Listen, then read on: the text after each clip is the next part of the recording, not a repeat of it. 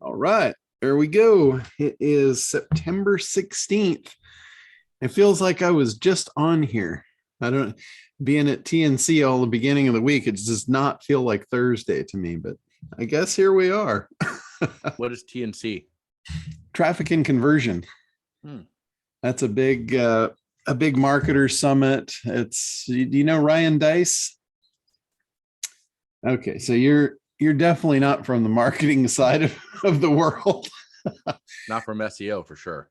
Yeah. Ryan Dice was like one of the forerunners, with Frank Kern and all these other guys, and he and Perry Belcher founded Digital Marketer and the Traffic and Conversion Summit. It's been running for, I don't know, probably about 12 years. Oh, I get it. It was more funnels and conversion than SEO. Yeah. It had some SEO components to it in the beginning, but they've quickly decided SEO was well beyond their capabilities. So they went into more pay-per-click and all kinds of other marketing, a lot of social media stuff, all the easy stuff. So John, is the gospel of Russell Brunson kind of still on its pantheon, or is it now? Well, Russell was kind of one of the offshoots of Ryan Dice. There was all these guys, Russell, he's made a big name for himself, but he doesn't really have anything spectacular, so to speak. He created ClickFunnels, which in my opinion, I don't like ClickFunnels. I think it's very difficult to use. It's all about upsells. It's all about, you got to patch all this crap together and you got to buy all these different things to make it work. And I used it for a while, but I didn't like it. And then when Kartra came out, I was like, oh, thank God, somebody's actually finally done this right. So I abandoned ship on ClickFunnels at the speed of light as soon as Kartra came down the pipe. But at the time, it served a purpose because there wasn't anything else like it other than Infusionsoft, which everybody I know paid a boatload of money and never really got anything out of that. And Infusionsoft isn't even around anymore. They've their core program, I think they still support it, but they've completely changed the company name just because it got such a bad reputation. And they call it Keep now. So I don't know if you're aware of that, but it's called Keep. And they've simplified it. They still haven't got to the Kartra level of simplification though. So a really cool thing about TNC, I was going to tell you guys, what I found down there, what I learned, all that kind of stuff. One of the things that I got the privilege of was actually sitting with the Kartra main engineer. And this is the guy that I actually finally got through to fix one of their internal systems. When your credit card expired, they were missing a trigger that when you updated the card, they were missing the trigger to take you out of that loop. So you'd update your credit card and they'd still be sending you expire notices, like your credit card's expired, your charge isn't going to go through. And they thought they had it fixed. And I was like, no, you are missing a trigger to remove the sequence. And they finally found what I was talking about and fixed it. So that's a good thing. That was broken for over a year and they couldn't find it until I was actually able to communicate clearly to the developer that was doing it. And I got another opportunity to sit down and they said, what else have you found? Because developers, it's interesting when you work with software developers, they speak their own language and it's not human. And I have come to understand this over a lot of years, so I can speak whatever their language is and get them to understand.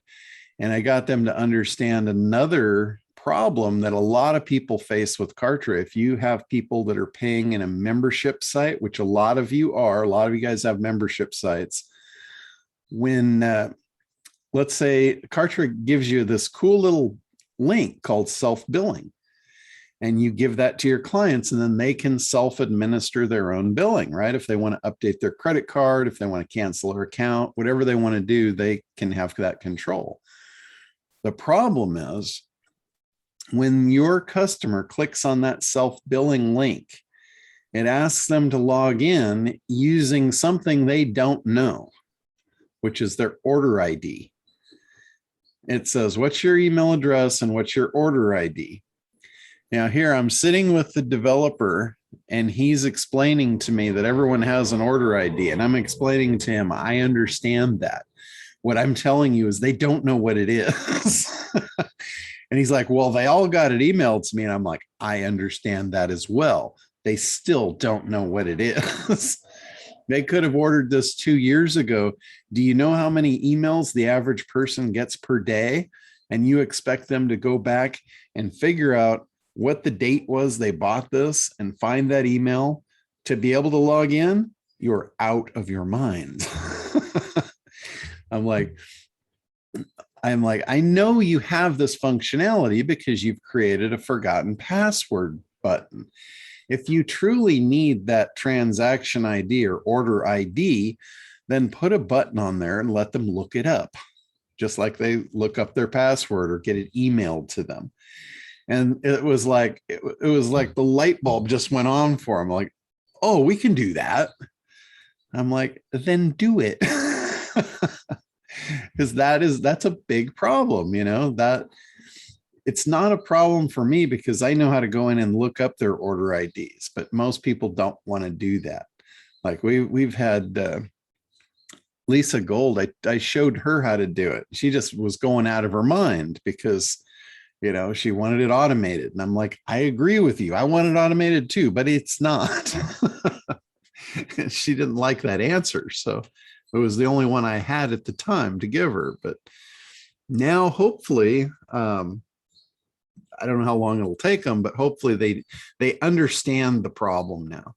The biggest problem with developers is they don't really understand problems. They only see if something's truly broken. They don't understand from a user perspective, hey, this is a real problem. All they see is, well, it works. You put the transaction ID, it works. They've got a transaction ID. They just see in those colors. And I'm like, no, we need a new picture for you. So hopefully I explained that to them and got that. But a bigger thing is now I know who to call. Now I've got contact information. I've got an inside track. So if there is problems with Kartra, I can get right to the heart of it. And because that's their biggest thing is they just don't understand. They don't speak our language, which is human. Hey, John. Yeah, go ahead, Randy. Can I just got off my bike a little bit ago and I was switching gears on the bike, and I'd like to switch gears real quick. Okay, sure, absolutely. with the group, because I'm having a good day but a bad day because I'm stuck, and then I have some questions. My first question has to do with the upcoming webinar for October. Okay. And I started working in Kartra, of course, and working on the ad, let's call it the ad or whatever. And you went over the big idea, and this particular webinar is titled online. Let's see here, online business creation and lead generation. And I think it's a big deal right now. Always lead generation is, but when you talk about the big idea, so far the only thing I came up with was don't go out of business before you get started. And I don't know if that I don't know if is that a good sign? Well, that's kind of a tagline that might go along after a big idea. But a big idea, remember this first and foremost, a big idea has to make a promise. It has to have a promise of what that person wants and why they want it. And that's the why they want it is a deeper thing for you to understand what the promise should even be. Because sometimes what they want is different than why they want it. And sometimes the why they want it makes a much better promise than the what they want. Does that make sense? Like, Yeah. you know, if I ask somebody in business, you know, what do you want? I want to make $1 million this year. I'm like, okay, well, maybe that's what they want. But why do they want that? You know, if I make a promise based on, hey, I can get you $1 million this year, they've heard that. And if I go deeper, though, if I figure out why they want it, and I make a promise for that, that's much more meaningful, and it's actually more believable because it's more specific to them. So when you said it last year or last week and explained it, and when you explain it now, it makes sense. Why is it so freaking hard for it to stick? I don't understand why something so simple is so freaking difficult. That's the thing. I've said this over and over and over. This is a very simple thing that's incredibly difficult to implement. And I don't know why, because it really is. I mean, every time, no matter what you guys throw out, I'm always going to come back to what's the promise. And in most cases, it's usually not there yet. And I don't know why that is. It's really, I guess, the whole mind reading thing of figuring out what your prospect really wants is a difficult thing for a lot of people. It was difficult for me. It still is. I still have to really think about, you know, what do they really want? Why do they want it? And I think Okay, what made it easier for me was when I added the why do they want it to it. That was kind of a game changer. All right, I'll work on that. Now, the second question has to do with a Zoom webinar as well. Can you start off in Zoom as a webinar and then switch? Let's say you have a guest and you want the interaction and the questions and answers, and you want to be able to switch to meeting. Is that possible to go from Zoom webinar to actual meeting in the same? I don't believe so, but you can transfer, like you can bring people on to a webinar as long as you can upgrade them to different levels. Instead of an attendee, you can have them be I think it's a moderator or another administrator. That's how you do it. All right. So if you start out in meeting, you have to stick to meeting. I believe so. I don't know of any way myself. I'm not saying it can't be done, but I don't see any way to do it. Okay. And then is there any reason, or I guess the question is, how do I, because Kartra does not integrate with Zoom webinars. Is that correct? It's not. It doesn't have a direct link, but I integrate it all the time. Well, so I took the Zoom link and I put it into this Kartra page that I'm building, and when you say claim your spot, it goes straight to the Zoom webinar. But does that mean they're coming into are they clicking and opting into Kartra or not? Okay, well, here's how I do it. Okay. Because Zoom has its own sign up mechanism built in, right? Its own registration, so to speak. I don't use it because I don't want people registering in Zoom. I want them registering in Kartra. Right. So when I set up my Zoom webinar, I put in there, do not require registration. Okay. So when you do not require registration, what it does, it just gives you a link to give your attendees to just show up. So I take that link and I put that in the thank you email in my Kartra form. So I create a Kartra form for them to register. I create a Kartra landing page. Register now for my cool webinar. And when they register, that email goes out and it's got the link. Here's the link. Here's the time. So I completely bypass the Zoom registration altogether. Okay, great. I use the Kartra landing pages to opt them in. I use the Kartra form thank you letter to give them the link to sign up. And then I put them into a sequence that gives them the 3 reminders. So they'll get the reminder emails to show up to the webinar. So when they opt in on the page, it goes to a thank you page and they have to go there to get the registration link? Correct. So when they opt into your opt-in form, your landing page, Right. a thank you page will come up. You can put the link there and the time and date of the webinar and all that. But I also email it out in the link I put it in the thank you email. So they've got it both ways, because if you think about it, if your webinar is like a week from now and the thank you page comes up, they're not going to keep that thank you page around for a week. They're probably going to close it and it's gone. So you want to make sure that you put that link in the email that says, thank you for registering. Here's here's the date, the time, the link, keep this in a safe place, whatever you want to say. But then I also subscribe them to a sequence, a follow-up sequence. So when you've done webinars and you've done meetings like right now, when you're having Q&A, the conversation with your people asking questions and so forth, pretty that having a conversation and teaching. You were kind of broken up there. I didn't quite get that. Can you hear me now? Yep, you're coming through. Okay, do you prefer a meeting format or webinar format when you're having Q&A? Would you rather see people and interact, or would you rather just teach as in a webinar? It doesn't really matter to me. You can drop me in any tank and I can swim. Okay. But when I'm engineering stuff, like in a webinar, I want all focus on the offer. So I would not do something where they're seeing everybody, because, who knows what's going on? Somebody will be eating their lunch. Somebody will be scratching their butt, who knows? There's all kinds of distractions.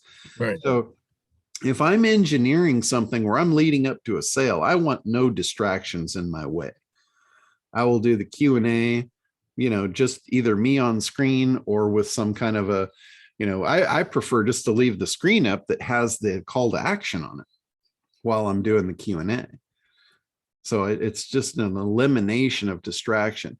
Now here, if I'm doing a group meeting, this feels more like, hey, we're in a mastermind. We're in the same room. It's touchy-feely. It's meant to be that way. It's, everything you do has to be engineered for the outcome. Here, I'm not trying to make a sale to you. I'm not trying to influence you. I'm not trying to get you to do anything. I'm here to help you with whatever you need. So it's more of a, arms around each other environment. So this works perfect. Okay. Well, the webinar that I'm hosting, and this one and the one in December, are free webinars, and they're just to expose people to my guests, which in this case it would be you. And my hope is to double the size of the last one and highlight you, because highlighting you or the guest always brings people back to me. So it's kind of a reverse psychology. You have great people on and they learn something, or they get something, or they have access to somebody that they wouldn't have had access to, then it shows good light on me. So that's the idea. It's not for me to necessarily get anything other than exposure, but it is for the guest to have exposure to it, maybe get something out of that. So I guess what I'm asking is, should we do it as a meeting since you're the guest, or should we do it as a webinar? What would you prefer? I would do it as a webinar if I were you. Got it. Okay. Here's another good reason why you want to do things as webinars if you're trying to do influence of any kind. One of the biggest influencing factors is the perception of a lot of attendees. Okay. You can't fake that in a meeting. Right. They can see exactly how many people are in the room. In a webinar, they can't see the other attendees. Got it. They just know they're in there. You can say, oh, I see guys do this all the time. They start doing call outs to like 50 different people. And those people may or may not even be in the room. And never thought about that, but okay. And what that is, it's social proof. You know, when you can get a lot of people, that's why they love to put seminars together, you know, in-person live seminars. They get a whole room full of people, they chuck it full, they make an offer, and everybody frenzies. You know, there's a different energy. There's a different energy in a full room. And in the webinar, it's very easy to disguise that. You can get them to think there's a full room, even if there's nobody in the room. Like I've been on a lot of webinars where I'm the guest, I'm the seller, and there's literally no one in there other than me and the influencer bringing me on, because we're pre-recording it.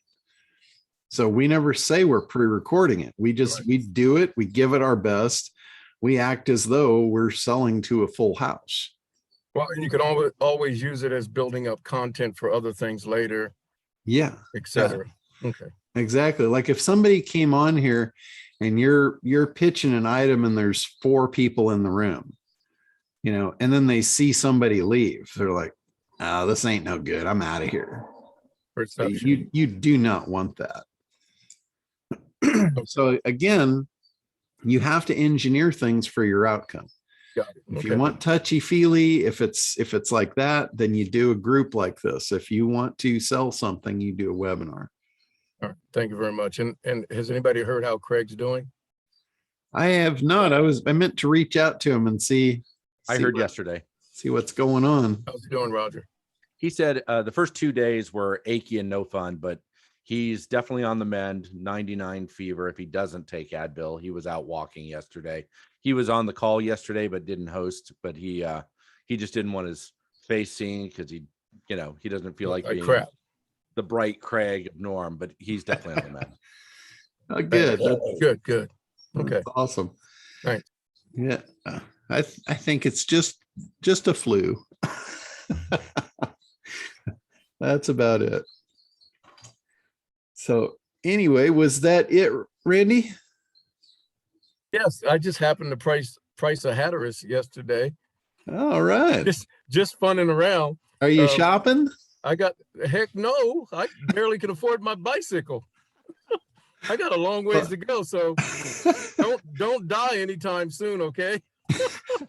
Here's something that I've shared. Here's something I've shared with many people, and they never believe me. But I'm like, it's not the price of the boat that you need to worry about. They could give you the boat. Okay. It's, can you afford to keep her?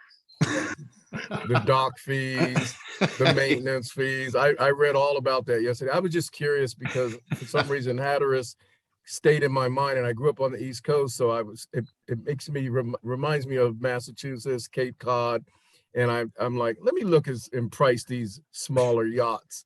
Oh my goodness. I think you can go from a small of 30 or 300,000 up to 5 million, and that's just within that 30 to 50 foot range. Yeah. And then it gets bigger and bigger, and over 100 is super yachts, right? Or something like that. Yeah. And that the price of the actual purchase of the yacht is superfluous compared to what it's going to cost you to run it. Anyhow, it was the guideline on is the price of the boat is what you'll spend every year to maintain it, house it, insure it, and fuel it. Yeah. It was fun looking though. John, it's all the tax write-off, right? Well, it is. Yeah. If you make enough money and you got to get rid of it, you might as well get rid of it in a boat, right? Yep.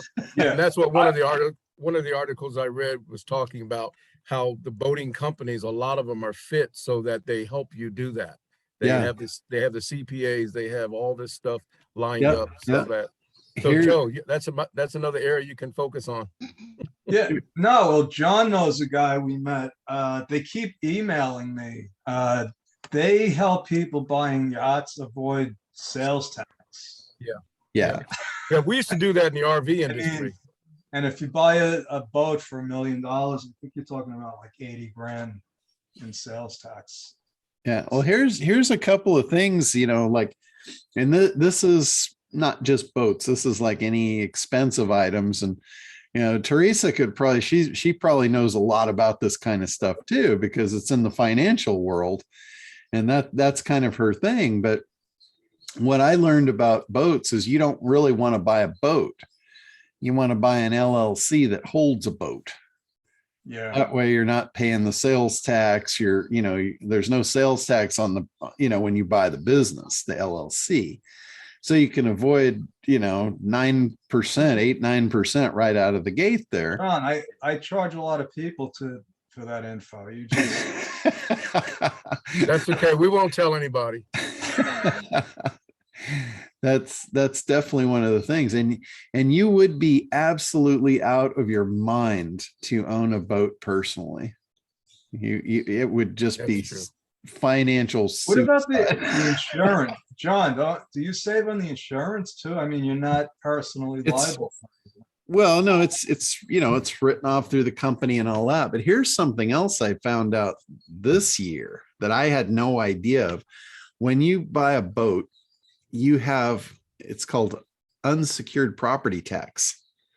So it's just like having a house. You're going to pay the county just as though you were, it's like real estate, real property. Right. So what I found out was if you register the boat commercially, which I did, I had the boat Coast Guard certified. It's not registered through the DMV. It's registered through the Coast Guard, and it's registered as a commercial boat because I'm going to run charters on it. If you do that, you can have the county will reassess you at 4% of the value. So you're only paying tax on 4% instead of 100% of your value. That's huge. Yeah. So I like to pay 4% versus 100%. It's not it's like Well, it's not the 4%. tax on 4%. Yes. Of that. Right. Yeah. Yeah. So Oh it would be God. like taking $1 million house and only paying tax on 4% of that million, not the whole million. So can I piggyback off of what Randy was saying? Sure. For a second, with the promise? Sure, Because I've absolutely. been looking at that thing since 1926, like Craig said. Seems like it. But for me, the struggle was always trying to figure out what the heck my clients wanted. And how do you do that when they don't even really know? Well, and you're right. Sometimes they don't know, but they know when they hear it.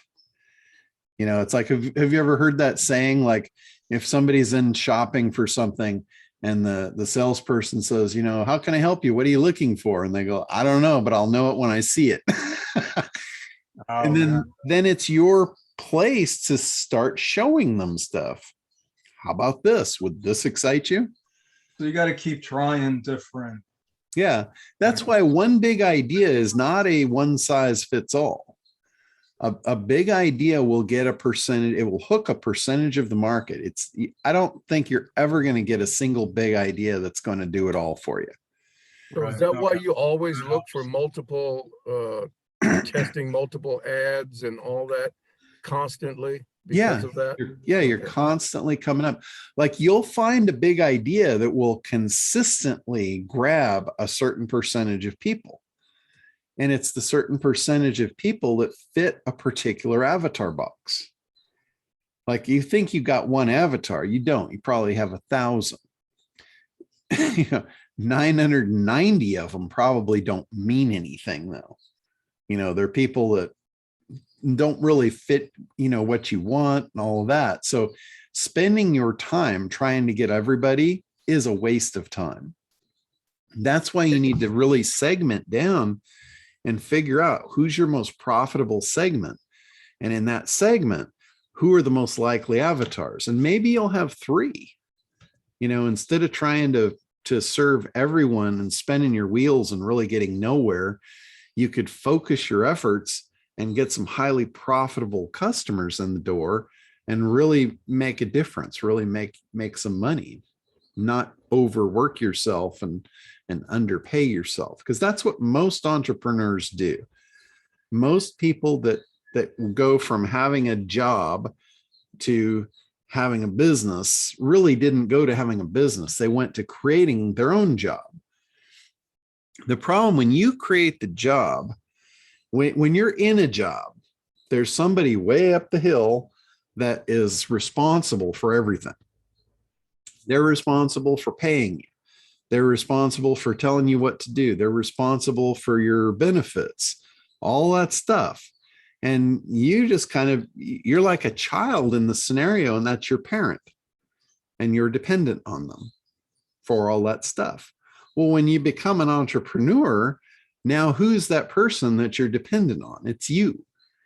So, you have to do all that stuff. If you're not prepared for that, it could be overwhelming.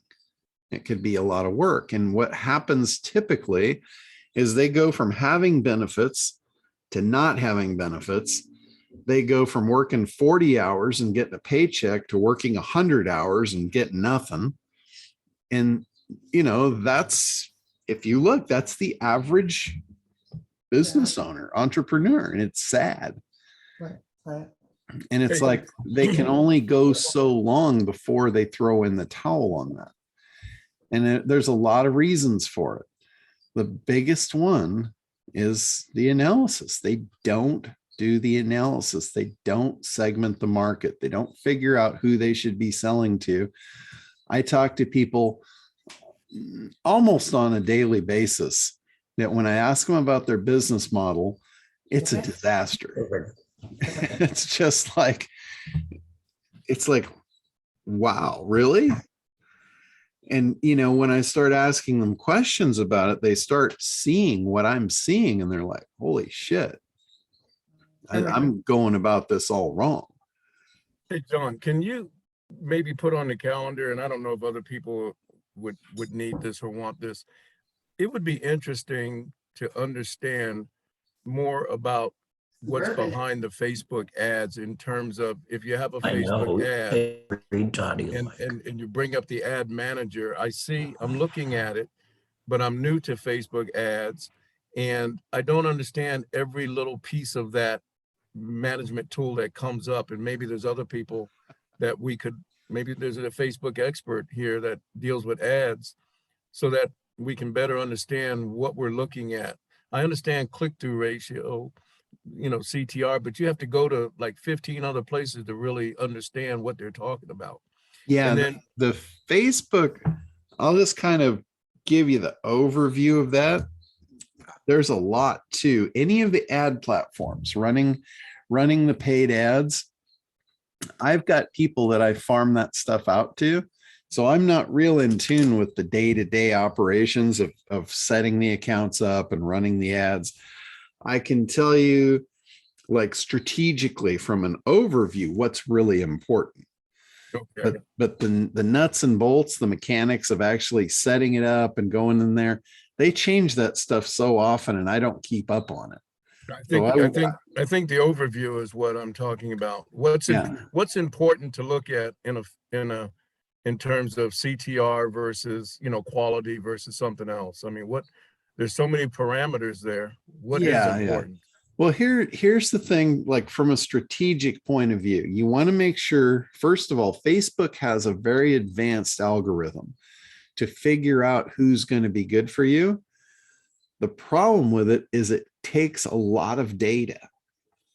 So what I can tell you about Facebook ads is, if you don't have a pretty healthy budget to let that thing figure it out, you're probably going to just waste money. If you're talking about throwing $100 a month for 3 months, it's not going to, you might as well just go out to dinner. It's not going to do it for you. It takes literally thousands of dollars of ad spend for several months for it to really figure it out. And if you're not prepared to do that, you might as well do something else. This is something, I've helped a lot of people, do this, and the ones that did not put the amount of money in that it takes didn't get anywhere. So I just tell them, I go, if you're not really prepared to do that, then don't. What's really important is the quicker it figures it out, the faster you get to a profitable scenario. So you can help it. It's looking for data. It needs data to figure it out, because what it has, it's got 1 billion people in a bucket. And what you have to do is you have to tell it who's your 1 in a million. If you can tell it, if it can understand who's your 1 in a million, it can find 1 million of them. But it's going to take an enormous amount of data for it to do that. So some of the things that you can do to help it, to speed the process up, is if you have a database full of customers, your 1 in a million customers, and you upload that and you say, here is a list. These are my customers. Who do you have that looks like this? And they take that and they cross-reference that. Their algorithm goes to work to see who else do we have that looks like this? Where are our avatars that match these profiles? What do these people have in common? And then it starts digging them up, and it'll start running your ads to them. And then it'll see, does it convert? Now, it might be in conversion, you've got 3 pieces. You've got the market. Was the market right? Are they putting the ad in front of the right people? If they've got the right people, is your message right? Does your big idea land with them? Does your big idea pull them and convert them? If it doesn't, you could have a break in the chain that you don't even know why things aren't working. You have to get all this stuff right. I'm telling you, if you're going to run traffic, if you're going to pay for ads, it's going to be really expensive if you don't do the homework, if you don't get it right. You don't want to do that. You don't want expensive advertising. You want advertising that converts. So getting very specific, going into their tool has a lot of stuff where you can build an audience. You can go in, I think it's called Audience Creator or something like that. It's something to do with audience. And you can go in there and you can get really specific. Like the last time I ran a Facebook ad myself, it's been quite some time ago, but I was doing a live event and I wanted people from the Irvine area. I had a conference room in Irvine, and I went in and I targeted, I think it was a 25-mile radius around Irvine. And I said, I want business owners. I want people that are business owners or marketing managers. And then I put another layer on it that they had to have purchased marketing materials in the last 6 months. So I was very specific. I'm saying, I don't want just business owners and marketing managers. I want the ones that purchase this type of material. So it cut my audience way down, but it was very specific. And then the people that reacted to it, then it could look and it could see who else is like this, and then it could spin up. But again, I didn't give it enough money to really do it. I was only looking for, to put 20 people in a room, and I was able to do it. But I was very, very specific. I gave it, my own list of people that had purchased my stuff before, and it was able to cross-reference and fill the room for me.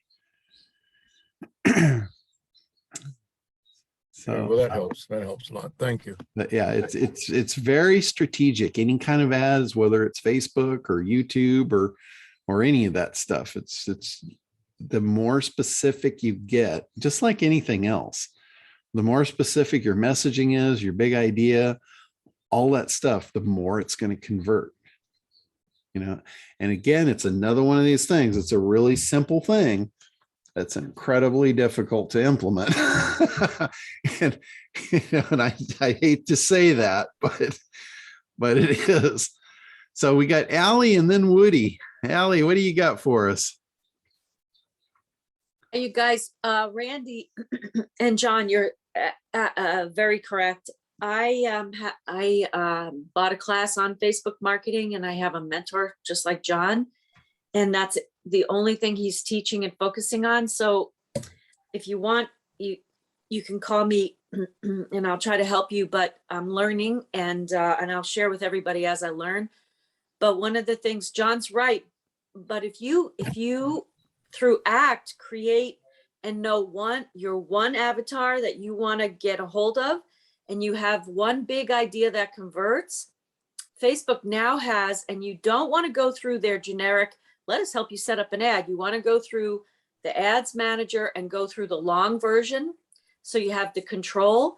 And when you narrow your audience down to as tight as you could get it and as specific, there's a tiny little button in there that says, turn on the AI to duplicate and find this person.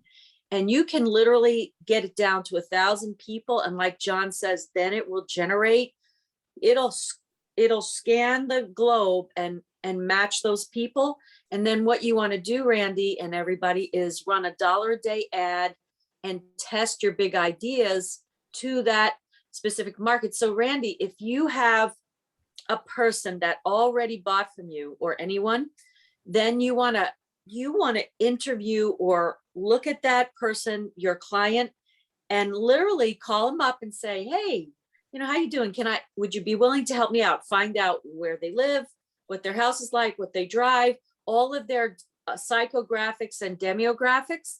And then you can put that into Facebook, because now Facebook has this, like John said, has this massive, super detailed back end to these ads managers. And that's how these big players are rolling and making really good money. And the guy that I'm working with, John, and everyone, his whole thing is for small business people to run $1 a day ads and get good results, because most of us are small. So if we get 10 people to respond, that's going to be great, Yeah. So we're not trying to get 100 million people. We couldn't handle it. Well, I couldn't handle it. I only speak for myself.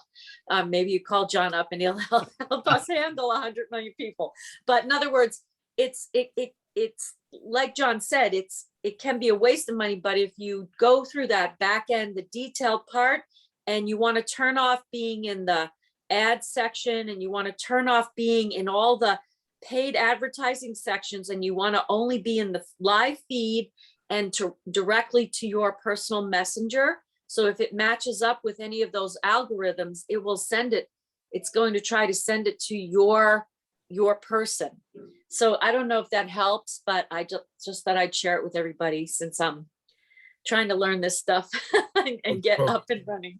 Yeah. Well, thank you. And I sent you a note. Okay. I'd be interested too, Allie, as you go through that, to see if any of the people are actually having success with the $1 a day thing. Yes. 'Cause I I'll bought let you into know. that with Frank Kern, and it was all total bullshit. Oh, really? Well, I mean, the guy, Johnny, he shows us his back end. He opens up his computer and shares his screen. So you see the ads he's running, and he'll show you a specific campaign. And that's how he found me. I literally, it like hit every pain point and pleasure point, because I'm an artist and he's an artist. And literally I was like, in fact, I thought, this guy has checked off every box in the ACT program, and I was blown away. So Yeah. I listened to his little ad, his little 1 or 2 minute ad. And then I thought, okay, I'm going to bite. And when I listened to his full blown 45-minute, pitch, I was like, wow, this is impressive. It so impressed me that I was like, you know what? I was like, he literally hit every single tag that you teach us in ACT. And I was like, Yeah. wow, I just got like, I am the niche, I got identified. And Well, I was that's the same thing. When you guys get this right, it will change your life, because you will start making sales. And he's a small business guy who blows glass in Vermont, and he figured it out. So he's not trying to hustle anybody. You know what I mean, you Okay. guys? Well, like I said, I would love to see a system like that actually In works. fact, John, I told him to talk to you and take ACT, and that you guys should partner, because Yeah, I would love to push. he's just such an honest, genuine man, like And yourself. invite him to the meeting. Maybe we could all learn from a Yeah, I would put him on here to do a demo if, if his Well- stuff works. Absolutely. I could invite him, or John, I would tell him to connect with you, because that's how he Okay. makes his business now. Because now he's still making glass pieces. He does his name. He does hanging water glass.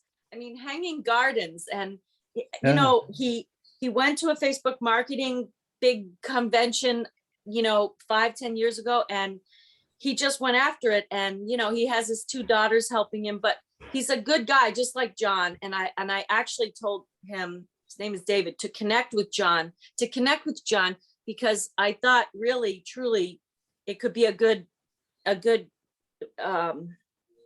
joint I partnership. would absolutely love to find somebody like that knows how to run low dollar ads. I just haven't seen anything like that be effective. Yeah, I've I tried hear to- you. That's I've why tried it. I actually bought the class, and I'm trying to, I'm still going through Axe, and now I'm trying to go through his class, and I'm not exactly the fastest tech person learner, as you all know. So I'm an artist That's- anyway. Yeah, well, it's But- awesome that you got to see somebody that's actually implementing this stuff, so you can see the flow. You can see how it all mends it's- together. it's like like- magic. Yeah, and like you said, and Randy, it's like, and like even now I'm taking notes, because I that's how I roll. I need to take notes and look at it again and again. Like too. like John always says, he could say the big idea every single week, and I'm still like, what the hell? What's wrong with my brain that it doesn't think it? Anyway, and I mean, for myself, I was in advertising. I could, for other people, can I do it for myself? No, it's such a head trip. Here's what you actually need right here. Brain. This is a little brain. And they say every time you squeeze the brain, you get smarter. John, what if we already have a little brain? Well, then squeeze that thing. Get a bucket full of them. But you know what, Alice, you're absolutely right. For small business, I mean, yeah, anybody would want to be big, but when you're just getting started and you really need that help, like a person like John is awesome. Yeah. A person like Craig is awesome. Because you don't have, thousands of dollars a month to put into anything, let alone. So Right, and it's just me. I don't know about you guys, but I don't have like, okay, Just you do me. my social media, and you do this and you do that. So I'm busy scanning the globe for a small business person that really understands a small business person. And John does, because he's a one-man band with he has his whole back structure. So I want to be John Limbacher someday when I grow up. Anyway. well, secretly, we probably all do. Secretly. I'd like to mimic some of his stuff, that's for sure. Well, Seriously. that's why I'm here, to allow you guys to do that. Copy me, rip me off. I mean, just duplicate me. I wish I could duplicate you, brother. There's Anyway. there's literally nothing I won't tell you guys. Mhm. We'll call you Dolly. I want you all to be there. I want you all to get where you want to go. So, Woody, you had your hand up there. Jawohl, mein Captain. Oh dear. We are Friday. I'm going to Europe. This is a holiday I planned for a while, but then I realized, there's an opportunity there. Not only that, I just saw Dave Nasney speak at the London Stock Exchange. Yeah, I saw that too. And then his gratitude pitch from the hammock, and I really got the value of his uniqueness and his tenacity, and what we're doing at Woody Blackman is we are splitting between 2 avatars. One of them is for disabled people, for people that support disabled people, corporations where disabled people work. Also we're going to sue people that are dissing disabled people. And, you know, to get them in line, you know, Black Lives Matter really opened up the playing field for equality. And I'm really committed to that. That's my life's thing. But the other thing is real estate. So my team, you know, Alice, one of our consultants, said, why don't we do both? Like I'm going for a month. And so, Master, let me ask you, if you had your druthers, you know, I got a bitchin' website. You know, I got that commercial. What would be the top 5 things to maybe do for the real estate business? And, you know, I just picked up a $2 million buyer in Texas. Well, I had to fly there to get my passport because it expired. That fucker cost $800. But online, I met a surgeon that fell in love with my hair, my clothing. And she goes, what are you doing? I go, I'm a real estate broker. Oh, I'm moving to LA. Oh, isn't that interesting? Yeah. So, you know, you never know where the miracle will come from. And 2 million is a good commission.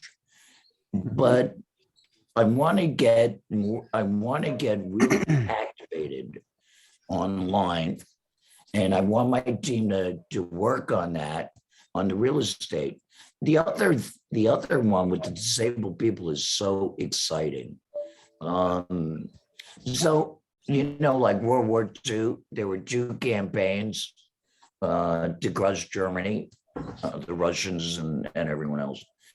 So I want to ask you, you know, your top 5, what we should do to get our real estate message out there in the community and people hitting my website. And also what is needed and wanted. Monique, Yeah. you might be able to do Let him answer the first one first, and I'll write it down, and then we can have the second question. Well, I would say you could probably take, if you want to work in the whole handicap thing, because as that, you know, like I told you in the beginning, that whole thing is kind of a movement. That's more of a movement than a product. And I don't really know how to sell that. I don't know how to tell you how to make money with that. But hang on, John. We have done research, and I have a lady working in a 90,000 person corporation who is giving me all the C information in ACT. And we do have products that we will be selling. You know, Yeah. some people want us to become a nonprofit. Well, what I would say though, what the opportunity with the handicapped is one of the things that I know Disabled. about that. Handicap to us is like the N word. Okay. It's disabled. So, Yeah. so people that are disabled, they can feel and possibly look like they're at a disadvantage when they're really not. They are, you know, they might have something going on, but they've got other things they can fall back on. You know, it's like if you lose a hand and you're left-handed and you write left-handed, you're going to figure out how to write with your right hand, right? Mhm. You're going to figure out how to survive. So what they need help with possibly is figuring out how to replace their income. Maybe their disability has limited their income possibilities or removed how they used to make their income. So that's the biggest, for me, that's the biggest key thing is how to get them money, because money solves a lot of problems. You know, no matter how you slice it, money fixes a lot of shit. If you don't think money will buy you happiness, you clearly don't know where to shop. So that is what I would say, that your biggest advantage, your biggest promise, your biggest thing to the disabled. And here's how you could do it. Here's how you could leverage them to sell the shit out of your real estate.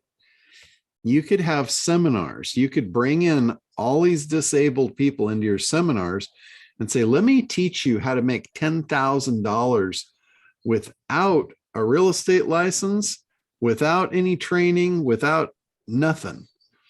$10,000 a pop. All you have to do is find me a referral of somebody that's selling $1 million house. Here's how to do it. Show them how to do it, and put an army of disabled people out on the street looking for you to sign people up to sell their house. People will work their ass off for $10,000 a pop if they don't have to do much. And they'll, think about like the degrees of separation, like of how many people you know and how many people they know. Everyone wants to help the disabled, right? So if they reach out to their little ring of network of who they know and say, hey, could you help me out? I need referrals for people. Who do you know that's going to sell a house? They'll hand it to them and they'll hand it to you. You hand them $10,000 and you've done a really good thing. And you The made some only money. challenge is, I am not by law permitted to give a kickback. And I think it's ridiculous. Can I get my receipt? What? I have a suggestion. We can use that grants goddess thing.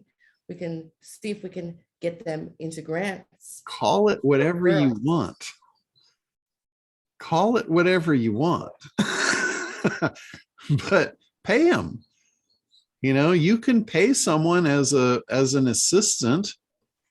Say, hey, I'm going to take you on. I'm going to hire you as a assistant, and I'm going to pay you based on performance. Every lead you turn in that turns into a commissionable sale, I'm going to give you 10 grand. Now you're paying them for work. It's no longer a kickback. There's always money solves any problem. You show me where the money is and the problem, and I'll tell you how to fix it. Absolutely. How about on the website angle, putting out little feelers into the world, like advertising on Facebook, throwing a couple of grand in that. So think about the website as your electronic brochure. That's really all a website is. A website doesn't do magic. It doesn't go out and grab people for you. It is like a capture thing. It's like an electronic brochure. It's like an electronic salesperson. You still have to bring people to the site.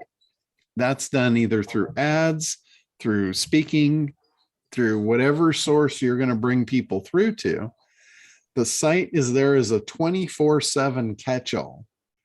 So you don't have to wear yourself out, delivering your message over and over and over. It's an automated process for that.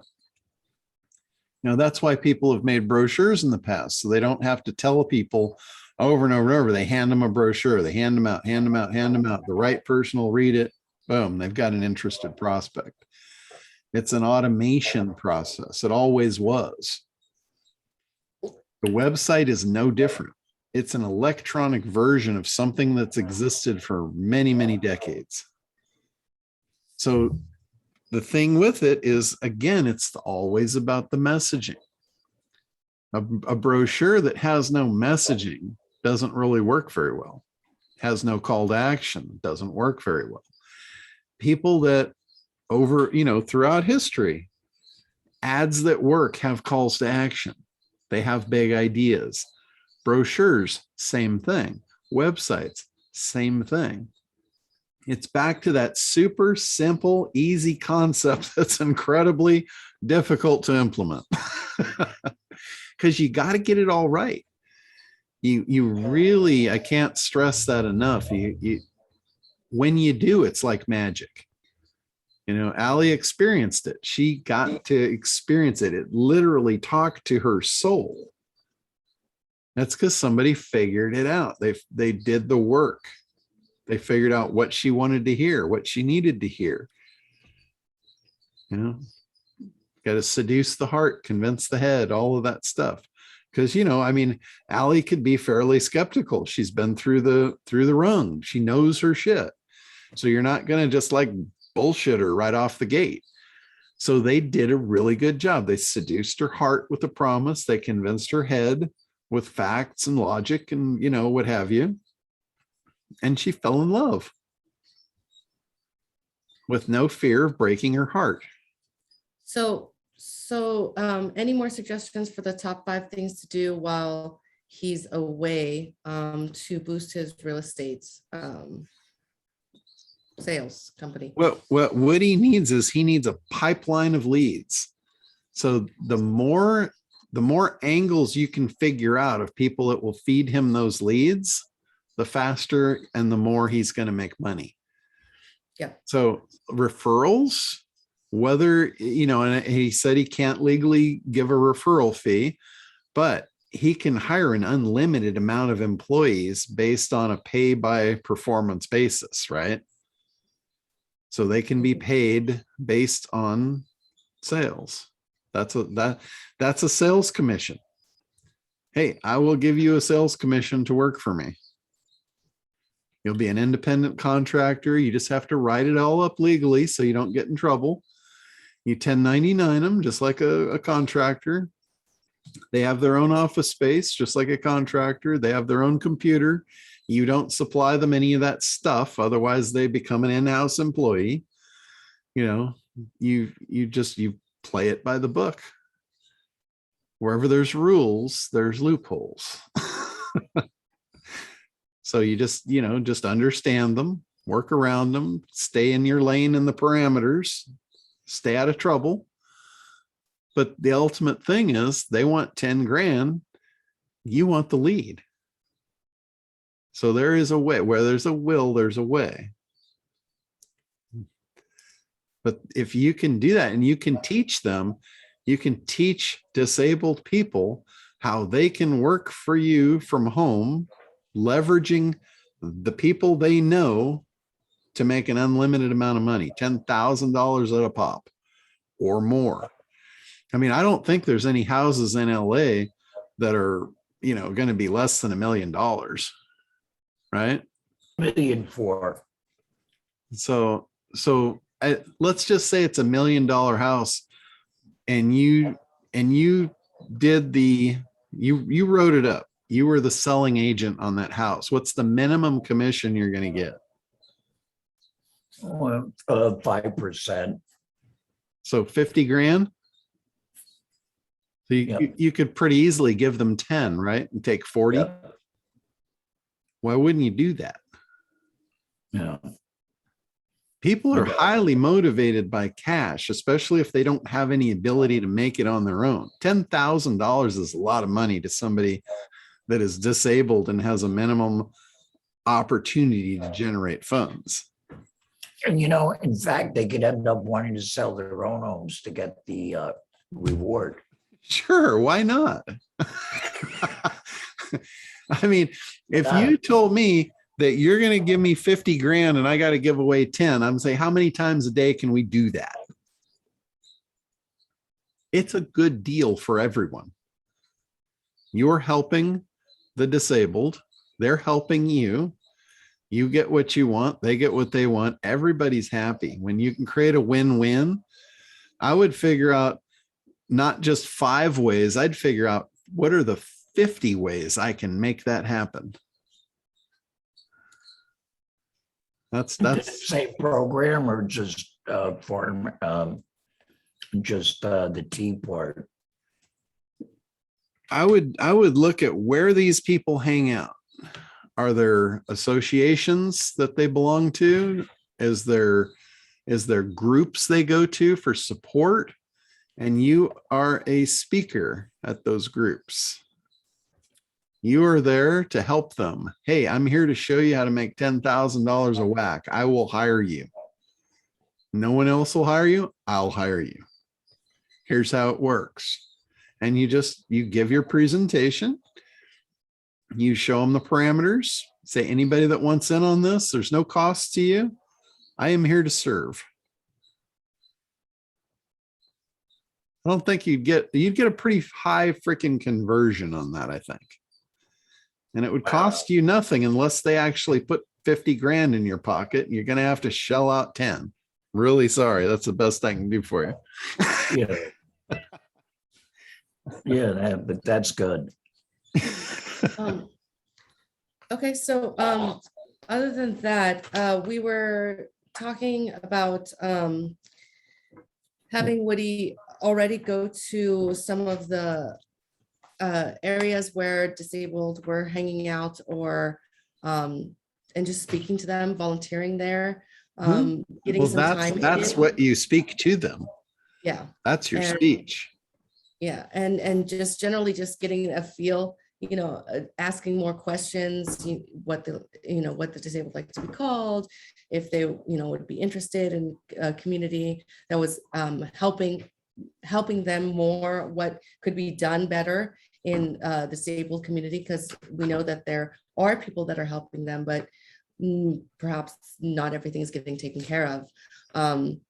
You show me So- one person that's helping them, that's offering to put 10 grand in their pocket. True, very true. You got a pretty good offer. So we also are on top of building a website. We purchased a prefab website from Theme Forest. We were hoping to have the servers be on yours. It works well with what was it, WordPress, and Okay. we were wondering, is there a way, because it's like a transferable, basically like a theme built already. Mhm. Is there a way that you can help us include that, like just Yeah, overhear it? yeah, that's not a problem. Perfect, excellent. And then we'll plug in and like just start switching everything out from that theme to our theme. Yeah, that's not a problem. We're ready. We've already bought the name of the website and everything, so. Piece of cake. John, how do we connect with you to connect the theme with your guys and your servers? Like, what, do we make an appointment on the website, or? Yeah, any web development project, I set up a Basecamp shell for each project. So can Monique and I, like I said, make an appointment with you via the website, and then we get you, is that how we would, Yeah. go forward? Yeah, Okay. just let me know what you need. We're gonna get a lot done when Woody's playing in Europe. All right, good deal. Do you think that I should do anything in Europe?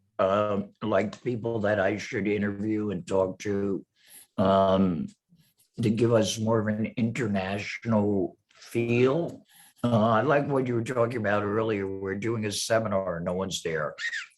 And you're like just kicking ass. And Randy was right. Ultimately, you use that stuff for content, repackage it. But I mean, should I try to, should I like we reached out to Val Kilmer, and even though I didn't get the result I wanted, it put us in that world. Like the TV ad put us in the world of Los Angeles. Do you get a vibe of anyone I should be talking to there? in Europe, Yeah, in Paris. I and mean, I'm London. honestly, I'm not really sure what you're going to Europe for. Your business is here. It's a vacation, but he wants to make it a business vacation. He basically wants to Put that on mute. he wants to talk to people in Europe. He suggested that we do like a larger like a get together, but with all the COVID restraints, it's getting harder and harder. And Yeah. so we're wondering Well, if the he should even try and talk to anybody The, specifically. the short answer really is no. You got to walk before you run. I get right in the vacation thing off. So yeah, talk to somebody, talk to a cat or something. You mean a dog? Cats can get COVID. A dog, definitely. Well, May I I'm offer a taking my, I'm suggestion? taking my. Yeah, Teresa, this is like really her Hey, thing. All right. Here's what you do, Woody. You go in my community, we have one of those, magazines for the community. And it's very similar to the kinds of people that you appeal to. And every page is a realtor's advertising. What they do is they run a feature every, what $10 million will get you in Florence, in London, in Japan, in Tokyo, and what it'll get you in LA or Beverly Hills or something like that. So I think that this is a research project for you And to market find research. out what millions of dollars will get you in Paris or wherever you're going to be. You need There to you hire her, go. Woody. Thanks, Hire her, Teresa. Woody. Take lots of pictures or at least get the listings. There you go. But that's how you write it off. But I think you've got to build your opportunity here first. I think if you start playing around in Europe, you don't have the connections, you don't have the whatever it takes over there. That's a whole nother world. You're going to get the cart before the horse, and you'll probably not wind up doing anything. And that's not what I want to see for you. I want to see you get somewhere here in a short time frame. Especially without catching COVID from random strangers. There you go. Yeah, that's another thing to watch Yeah. out for. Only dogs. Only talk to dogs. Yeah. Thank you, John. And Teresa and everyone else. I love you guys. Thank you. Yeah, this is an awesome group. We've got resources here. So I wanted to one more thing before we wrap up. How many of you saw my headline for the call this week? Did it stand out, or are you just on here because it's Thursday? Yep, I'm good. Thursday. Because it's Thursday. Thursday. All right. I never saw, I looked to see if there was an email and I there didn't wasn't. get an one. I email. didn't find it either. I didn't get one. Oh, We I didn't s- get one. No email. No email. no kidding. I Shit. had to go email. back. I had to go back 2 weeks or so. I went back Oh. to last Me week. too. Damn, did I not send it? You had one for September 1st and one for last week. And I clicked on last week's because I thought, well, maybe something's wrong with John and maybe he saw Craig and I'm getting nervous. Oh shit. Here it is. It's saved Good as a work, Randy. draft. Well, you did it, and that's what counts. You Look at this. 916 saved as draft. It never got sent. well, it's Or- the thought that counts. It's definitely the thought that counts. So Well, I'm gonna Even the master. I hosed that something terrible. So notice what it says, game-changing reveal. Ooh. I was hoping one of you guys would say, what's the game-changing reveal? And you never did. So I was like saving it for the end, but shit, I know. Oh, well. Now I know why nobody responded to it. I'm thinking, man, I really suck at this.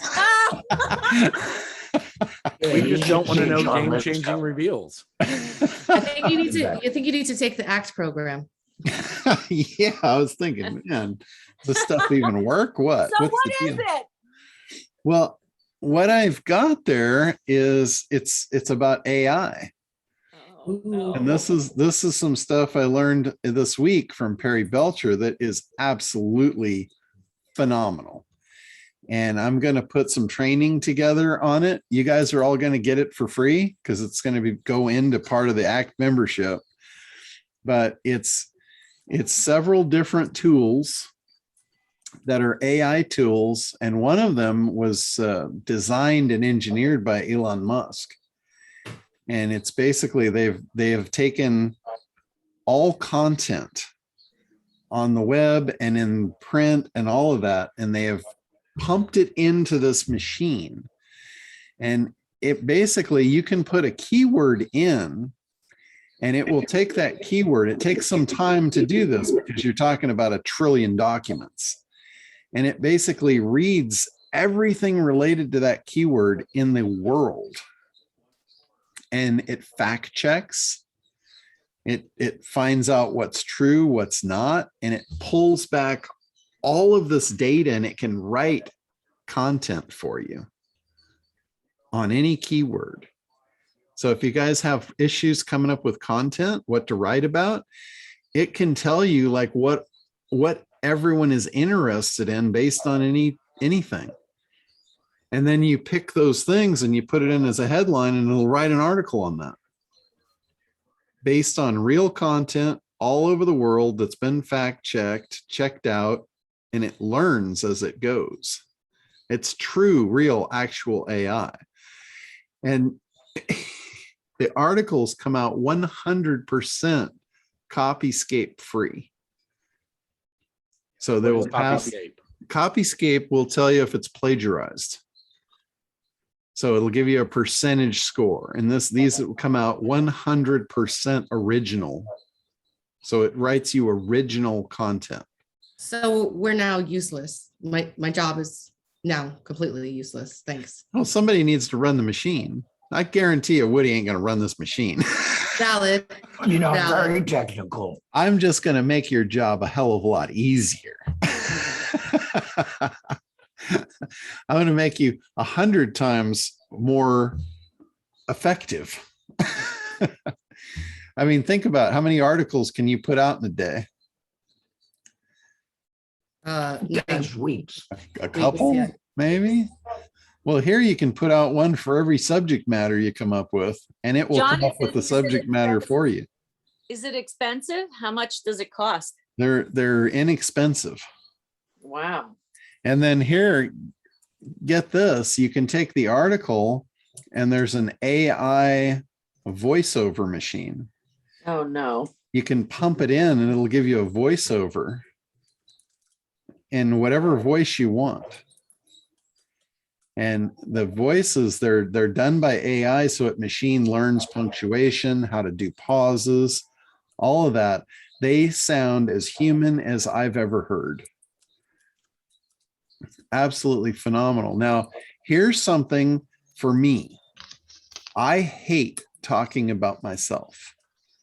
I love to be talked about, but I hate to talk about myself. So I can engineer and write whatever script I want, and then I can have the voiceover of a real person say whatever I want about me. How powerful is that? Third-party validation. Exactly. What was this called again? Third-party validation. No, what was the name of the program called? Oh, I don't have the program names yet. I'm putting all that stuff together. I'm going to put it together in a training. Okay. There's several different pieces to it. Like there's several different pieces that do the research, and they all go kind of together in a sequence.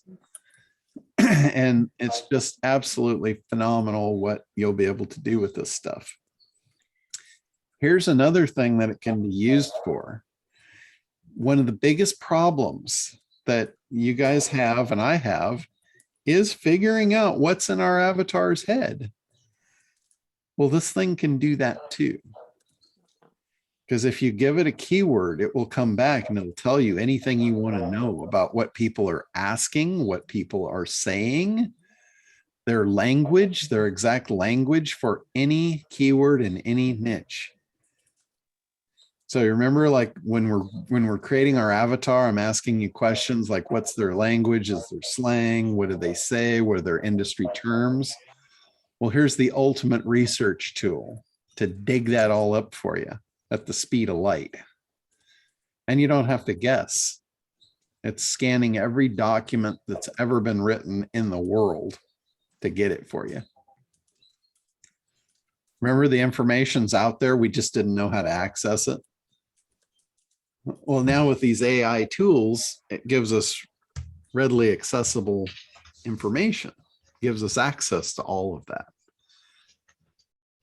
So that in itself should be worth coming to the party. Seriously. Mm.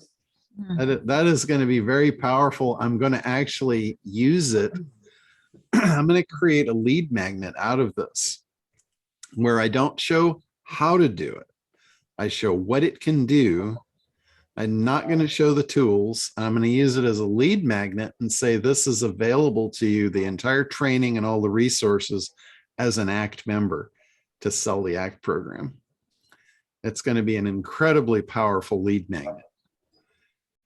So, and again, this is like a lesson for you guys to find out what you can add to your program that's possibly even more valuable than the program itself to be able to sell the program.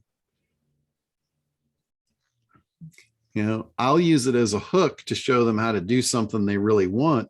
Then I'll introduce them to something that they really need that they don't understand, which is the ACT program.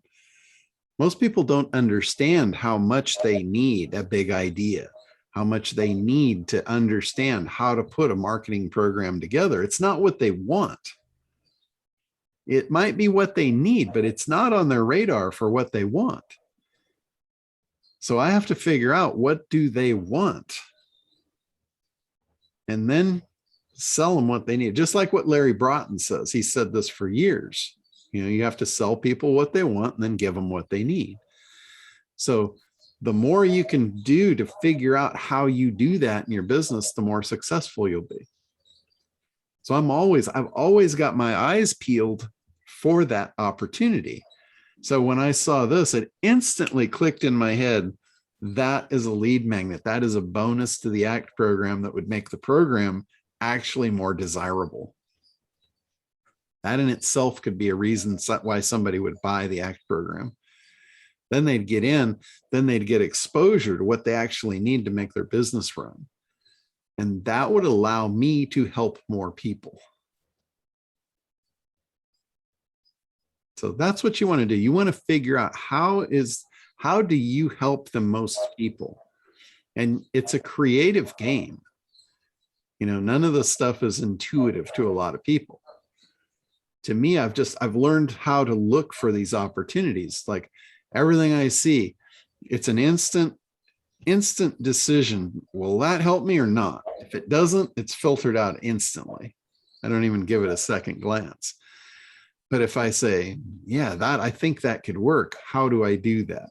And then it comes to me. Here's what I can do. I can turn it into a lead magnet. I can turn it into a webinar. I can get people to understand that this content now will help them create a marketing funnel. It'll change their life. They're going to need a little more information than just the content. That's where the ACT program comes in. That's how I introduce what they actually need. But I got to grab them where they really want, with what they want. You know, everybody's focused on, they think they need content, right? It's a perfect entry point for me. People struggle with content. They think they need content. They're in creation mode. You know, I think almost every one of you, before you found me, you were in creation mode, not having a real plan, not having done the analysis yet. Maybe you did a little bit of it, but you didn't really know exactly how to do it. But everybody I've seen is in creation mode. they're lost in there. They're spinning their wheels. So they think creation is the answer to their problem. They all want creation. They want articles. They want books.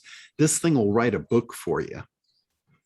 All you have to do is look up the topics, give it the topics. It'll write a chapter for each topic. Now you get a whole book, and it'll do the whole thing in about an hour. You could blow Craig's mind. He's talking about, you know, people writing a book in 30 days. You could write one while you're sitting in his room and hand it to him. He'd shit.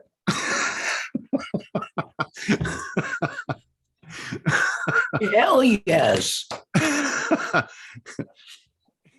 To most people, Oh my it God. seems like everyone in Craig's group, you know, is either writing a book or blah blah blah. Yeah, and who actually wants to write a book, right? You all want a book, but do you want to write it? Hell no. And then who's going to buy it? Yeah. Well, the book, it doesn't matter who buys it. A lot of time you write a book just for credibility. because you can pick a subject matter, especially if it's a real niche topic. And what that gives you the ability to do is you can say, hey, I wrote the book on that. You know, it's a that's all it is. It's a credibility piece. Mhm. If you don't have credibility, it's a good place to start. Anybody can do it. I mean, anybody can write a book, right? So if you don't have credibility, if you're just starting, you don't have any, you know, any proof or anything like that, what do? You write a book. Hey, I wrote the book on that. That gives you instant credibility. Doesn't mean you're going to sell the book. You can give it away as a lead magnet, you know, a free gift, whatever, goodwill. But you use things for what they're worth, what they're for. Don't think a book is going to make you a fortune. It probably won't. Definitely, yeah, it's not going to, but I'll tell you what it did do for me. My first book, I took what Craig said and I got on planes because I traveled a lot. And every time I got on a plane, I would ask the flight attendant what was the name of the captain. And she would tell me. Sometimes, believe it or not, they didn't even know. They had to find out. And they would come to my seat if they didn't know and tell me. And I would say, okay, I've got something for the captain. And I would sign the book on the inside with his name and said, thanks for taking great care of us on this flight today or whatever. And what it got me was some notoriety for that flight. Yeah. I had a couple captains say, hey, we've got to write a book together or whatever, because this was titled Safety Has No Quitting Time. And it had to do with my 20 years of working in that field. And it got me upgraded to first class several times and extra free drinks, even if they couldn't upgrade me. So it was nice for that flight, but I didn't sell any extra books, but I got exposure. You know, here's what you could have done with that. I could tell you how to make money with that. Talk to me. Because I do have a second book that's going to get published next year. Well, that book, because exactly what you said, they all wanted to write a book with you because that was meaningful to them. All you would have had to do was just back that subject matter back one space to make it a little more generic and let them put their plane on it.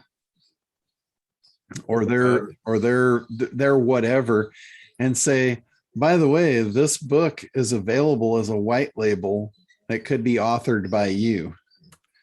And we swap out these things. We put your name in here, your flights in here, your route in here, your airline in here, and then it's customized. It's your book with your name on it.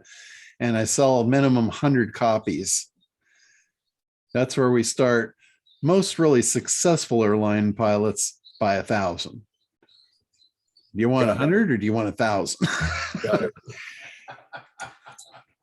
Because the first thing they're going to want to do is they're going to want to immediately be associated with the successful ones, right? They're not going to buy 100. The dabbler buys 100. Who are you? Are you a dabbler or are you the successful guy? Ego will sell 1,000 books for you right there.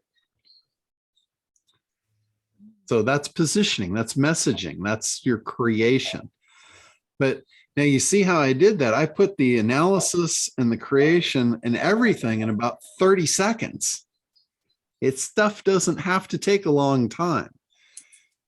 You have to put together what you know. You gave me a lot of what I needed to know right there in 15 seconds. All I did was regurgitate it back to you with messaging. That's how you play this game. Fran, yes. Hi, I have my hand up, but I'm not sure whether you have time or not. But speaking of white labeling, could you direct me to some information that I can get some rules and guidelines and maybe some pricing information on doing that for my product? And I have somebody that wants to do it, and I went out and looked around, and it's so confusing. I'm not sure whose guidelines I should go to. I mean, white label, there are no standard guidelines on white label. Okay. All white label means is you're putting someone's name on it so they don't know the original author. Right. Or creator or whatever it is. White label means they put it out as though it's their own. But So as far as me, my program and what I have to ask for from them to do this. Okay.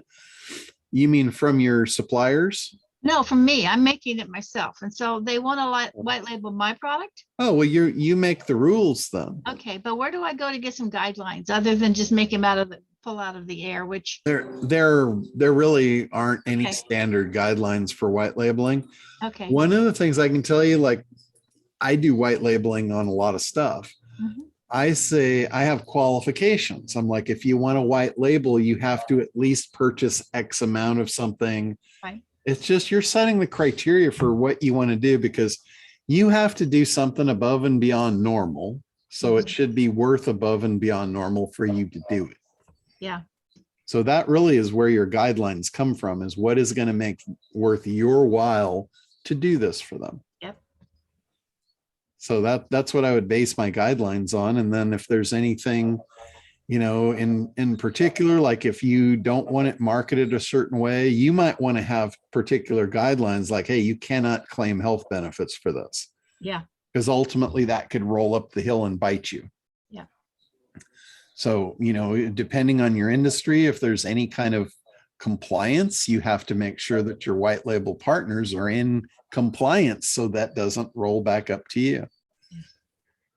So, but it's totally based on every single situation. There's no place where I could send you that says, hey, here's the ABCs of whitelisting.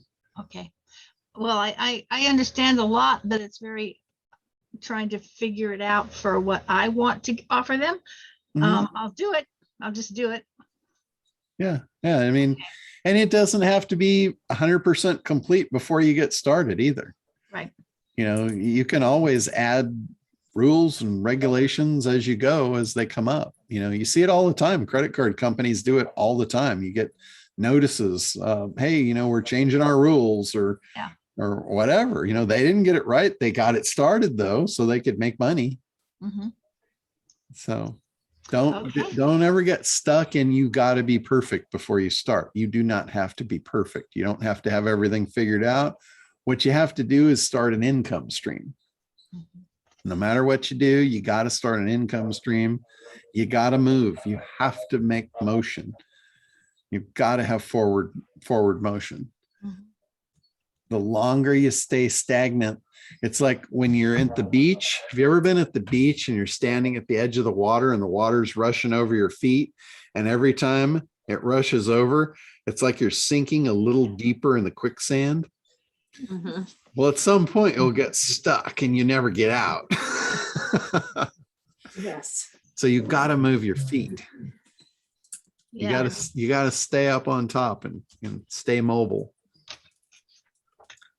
So Wow. to me, that's the most important part. Mhm. Have forward motion on anything, every time. That not being perfect rule is really important. I learned that hard rule when I was in R&D in the aerospace industry with Northrop. And we were trying to, you get in and it takes you a year to get into the program to get cleared, all your clearances. And you get in there, you're trying to change the world by making everything perfect. And you just can't. And the boss would say all the time, you'll never get anywhere if you don't get it out the door. And so it can't be perfect. And I mean, I'm talking test procedures for dynamic stuff. And it was hard because he beat it into us until we started really being productive. So it doesn't have to be perfect. Well, one more quick question. Where can I go to actually get SEO done for me that isn't like an arm and a leg? Because I'm new at this and I haven't done ACT yet. It's on my big list to do. I'm still smothered and stuff. So Okay. What I can tell you Allie. is you're probably not ready for SEO yet. No, well, no, I don't want to do it, but I have products that that I had Fiverr do help me, and they did it. And I tell you, I went in and looked at what they did, and I said I couldn't. They charged me for that, you know. Yeah. And so I'm lost a little bit, and I don't want to just throw it away. And I'm not able to time wise to do it. Yeah. To do all that myself. Yeah. Right now. What I can tell, I mean, we do SEO for a lot of companies, the minimum that we can do SEO is about $500 a month. A month. Okay, so Month. this is like on a monthly basis. It's not something you can Yeah. kind of set up one time and You know, the only thing that you can do one time as far as SEO goes is if you're setting up like your Google My Business account. That's kind of a one-time thing. You can get somebody on Fiverr to do that, and then you can go in and clean it up and, write good descriptions and all that stuff. got all that. I was just, So that's like a one-time thing for SEO. Creating all of your tags for your pages on your website. That's a one-time thing Yeah. that you could do. Content, creating content for your site. That's a one-time thing. But as far as like an ongoing, what really works for SEO is ongoing link building, ongoing signals coming in from the outside, ongoing content creation, manipulation, all that stuff. okay, So, you may not be ready for that. yeah. What I would recommend is do the minimum stuff that you can do, get your on-page stuff right, get all of your one-time stuff done right. And then any place where you can get somebody to link to you, or you can write articles and publish them in other places with links back to your site, that kind of stuff, you can get outsourcers to do that really cheap for you. That will all benefit you in SEO for a lot less than the $500 a month that you would spend to have somebody do it.